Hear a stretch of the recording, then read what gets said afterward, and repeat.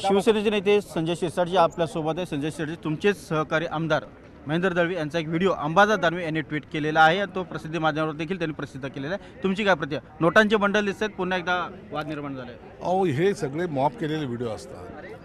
किती वेळा सांगायचं, याच्यामध्ये तुम्ही स्वतः तो व्हिडिओ पहा, काय त्याच्यात तथ्य आहे। मॉप करतात, कधी असं मॉप केलेले व्हिडिओ चालत नाहीत। आणि जेव्हा महेंद्र दळवी स्वतः सांगतायत की जर हे सत्य असेल, चॅनलच्या समोर या, दूध का दूध पाणी का पाणी होऊन जाईल। आणि जर मी त्याच्यात जर दोषी आढळलो तर मी राजीनामा देतो। आता याच्यापेक्षा आणखीन त्यांना काय स्पष्टीकरण पाहिजे?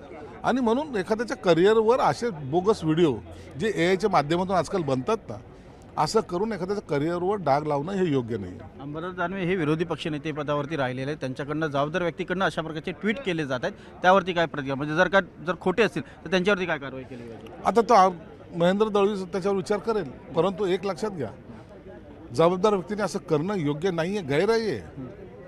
कशासाठी करताय तुम्ही? तुम्हाला प्रसिद्धीमध्ये यायचं।